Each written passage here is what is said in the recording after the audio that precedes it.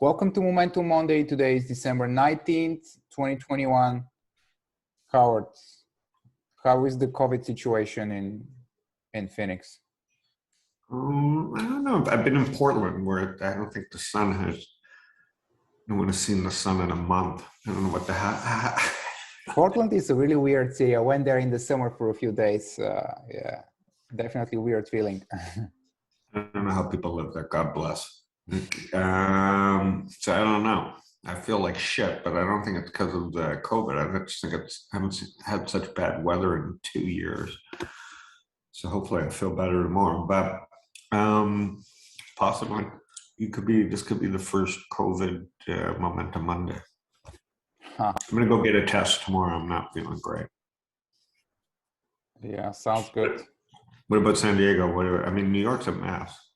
San Diego, we reintroduced some measures like masks for indoors, but no one really is really following those new guidelines, like not in the gyms, not really in the restaurants. So people are still, not really getting too serious about it. Got it. But all around the world, cases are rising. Definitely something market is paying attention to. If you look at the price section in all the COVID testing stocks, in all the vaccine stocks, and some others. But the market in general has been, getting more volatile lately. This is a chart of the Nasdaq Composite. This is not the Nasdaq 100; it's a Nasdaq Composite, so it has about 5,000 names or so. So it's better representation of the overall market. And as you can see here, it's kind of making lower highs. It's still above its rising 200-day moving average, not a big deal, but definitely has been under some pressure lately.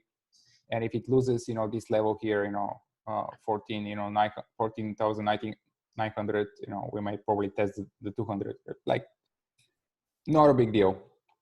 No, it feels like if we don't, I'm just shocked that if we don't, because the underlying weakness. Definitely a lot of weakness in individual stocks, especially many of the momentum leaders from last year. So last week on Wednesday, we have an FOMC meeting. Basically, the Fed didn't do anything. They said they're gonna accelerate tapering a little bit, but they're still buying bonds every month, and they expect to do 3 interest rates hikes next year. It felt like the Fed is underreacting and it's kind of behind the curve in terms of inflation, especially considering the record high CPI and PPI numbers, which we all know that they don't really reflect the reality. So this is why we saw that big rally on Wednesday afternoon. The market really thought that the Fed is underreacting, and many of those worst hit names, biotech and the ARC, the software names that are down 40-50% from their 52-week highs, they kind of bounced significantly on Wednesday afternoon and finished strong. Then there was a test the next day on Thursday, and then on Friday another strong day. So definitely we're starting to see some rotations. So a lot of the big losers this year are starting to bounce a little bit. While anything that actually held well up until last week, it started to crack. Like we're talking home builders that were near 52-week highs, they're starting to pull back. Like also the mega cap, the Nasdaq 100 starting to crack a little bit. Anything that held really well is starting to reverse. What else are you seeing? Yeah, the same thing we've been talking about for weeks. Either we're going to get a big bounce, or the leaders would catch up. Where was the SMH? So SMH is also starting to crack. Also one of the leaders. Definitely still above its 50-day moving average, but as you can see, relative strength rating is starting to decline. Yeah, JP Morgan downgraded cloud stocks. That doesn't happen at the top. Where were they? Is that the cloud? Okay, thanks. This is one of the ETFs, so yeah. Yeah.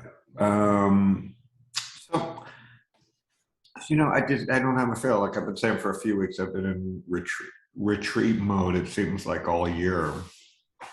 So it's not like anything happened that made me not want to be in retreat mode. I don't think it's a tape where you can be aggressive. Apple broke out, but like I think it pulled right back.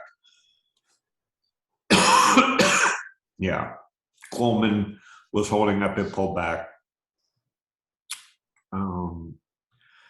So, you know, I don't see anything. The home builders, like you said, pulled back. I don't want to get too dramatic here, but like, you know, we got an inactive government. We've got COVID flare-ups. I mean, it's messing with people's schedule.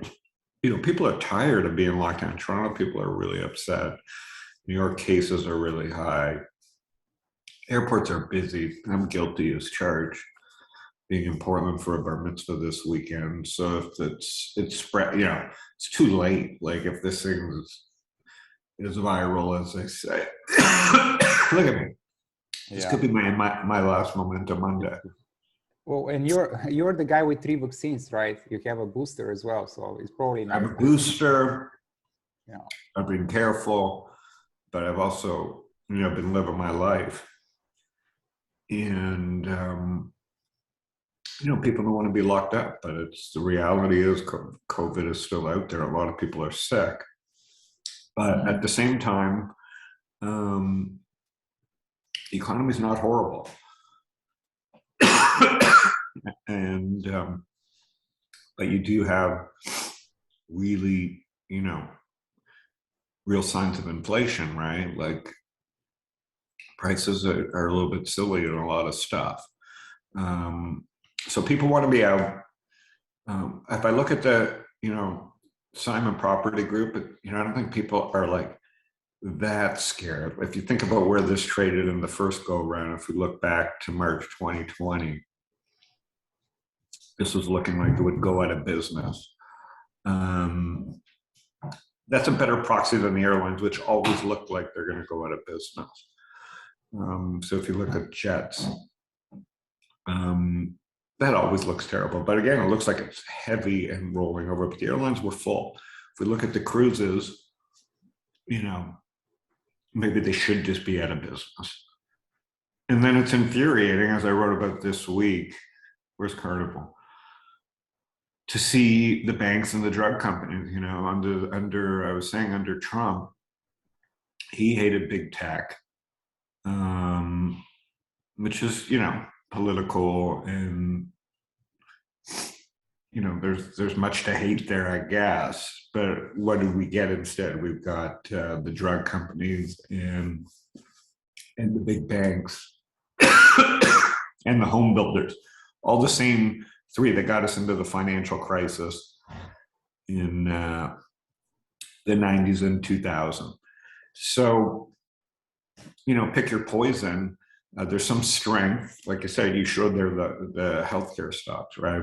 XLV, was that?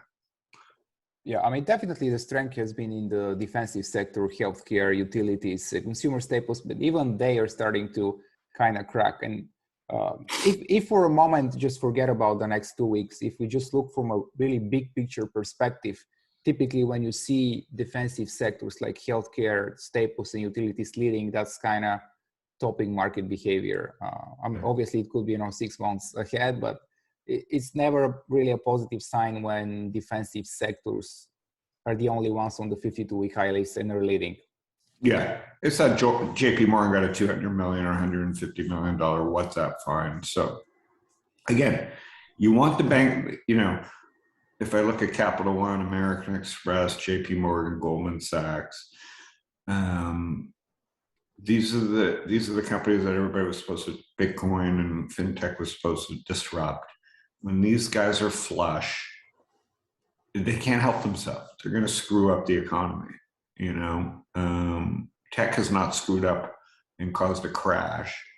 The banks do. Lending does. And so, you know, we've got the banks that are really strong again, and they're doing their thing, and no one's watching them. And, you know, that's kind of like more of what I'd be worried about. But at the same time, wow. So what's this upstart? Yeah. So a lot of these just came right back you know, Yes, a lot of the momentum leaders definitely are under 40, 50%. Yeah, you're flipping through some of the momentum leaders. They just come right back. Drawdowns. And and we've come full circle. You know, when I get to an airport, I go to a taxi cab. Like you pull up Uber. You know, I was Mr. Uber for, I don't know, 8 years. And now when I get to an airport, I prefer to get a taxi. Actually, like a few months ago, Uber was kind of, in the middle of the summer, Uber was more expensive than a cab. And yeah, now lately, and it's a longer wait, like at an airport half the time. Maybe, so. But lately I noticed that Uber prices have gone down, and you know they have some very interesting like functions where like the rider can share their location with someone else just for safety reasons. So they're evolving as a company. I don't think they're going away. They're just yeah, I didn't say that. I'm just saying, just like all this technology, we thought we'd have new banking. We have Bitcoin and Goldman's at all time high. I'm still getting in taxis after, you know, I get to San Francisco, I got in a taxi. That's where Uber started. And it was a much more pleasant experience than waiting for an Uber at the airport. Meaning, you know, it was like O.J. Simpson. I get out of the airport, I walk right into a taxi, and I'm off like an old Hertz commercial. So what's old is new. You know, it's a little bit frustrating, but it's just reality. I think it's just a good time to spend time with the family and make sure you honor your stops. Like, yeah, interesting. The meme stocks finally bounced a little bit, but I don't. It's just it means nothing. These things are broken. You know, volume's drying up. Interest has been drying up. Message volume is down around the board. No one cares about these, even on Reddit. And in a bear market or in the beginnings of a rollover, people just start caring about preserving capital, not about meme stocks and whatever. Yeah, and what else are you seeing, Ivan? Anything you're seeing? Well, in a bear market, all those bounces to declining 20, 50-day moving average or shorting opportunities. So if you're looking strictly for the next week or the next couple of weeks, I think on the long side, there might be some bouncing opportunities in the worst case sectors, biotech and like momentum software leaders. Like we might see some, you know, they've been beaten so bad that we might see some continuation in biotech, probably until like XBI until 120 until the declining 50-day moving average. If you're like a short-term swing or intraday trader, I think ARC also might have some room to bounce. I see the futures are down about 1% so far tonight. So tomorrow we'll probably gap down. So it'll be interesting to see if we see like a red to green.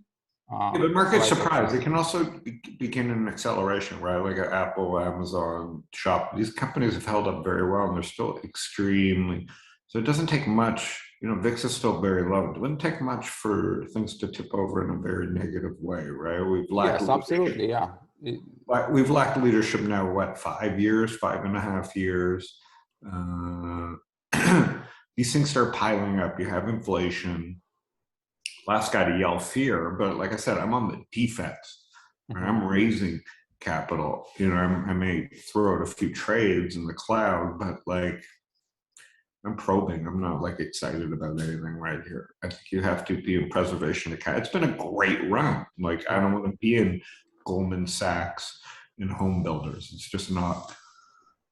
Those aren't good memories for me, and I don't. That's not what I want to own. And we're. There's many reasons why you can get an acceleration into selling. So I think you want to just be ultra careful about a position you put on right here. And it's okay if you pay higher prices in a stronger market where there's more leadership, but in a defensive market for you to go on offense. That just doesn't make sense. Exactly. The 52-week high is definitely very thin, mostly defensive name. Yeah. So, but there could be, like I said, there could be a really good bounce in the oversold cloud stocks. Yeah, but again, that's, exactly. That's for, you know, it's not the way I like to lick my chops. More likely here is the leadership catching up to some of the broken down clouds. But I think, you know, defense is the name of the game. Hopefully I can switch my mind pretty quickly here, but yeah, I mean, all of us are flexible and we have the right to change our mind quickly. But as of right now, definitely enough reasons to play defense. Obviously, everything depends on your time frame. If you're intraday trader, there are good opportunities every single day. If you're a swing trader, you need to probably use a smaller position size and be a lot more selective. Where are the COVID stocks? What are the COVID stocks you're following? So like all the testing stocks actually have been doing really well, like DGX, like QDEL, Quest, and kind of breaking out actually. These are all the testing stocks. Obviously, there'll be a lot of testing going on coming. And the vaccine stocks, very volatile, kind of setting up, it seems.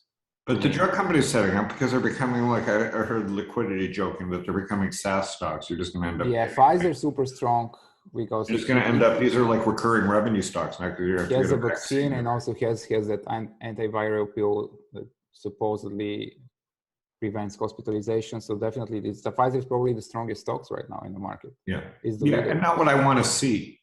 You know, these are not the companies I want to see leading us higher. These are not my favorite. I mean, they have the sales and the earnings growth too. So, I mean, it's a very slow mover though, because it has what, 5 billion shares, 5.6 billion shares. It's a very big float. So, but interesting. Listen, there's always something for someone. I just prefer to see a little more broad tape where everybody's making money. All right, we'll check in next week. Hopefully tape firms up, but I think you got to be more careful of downside than upside here. Yeah, all right, enjoy the holidays. All right, have a great weekend. Bye.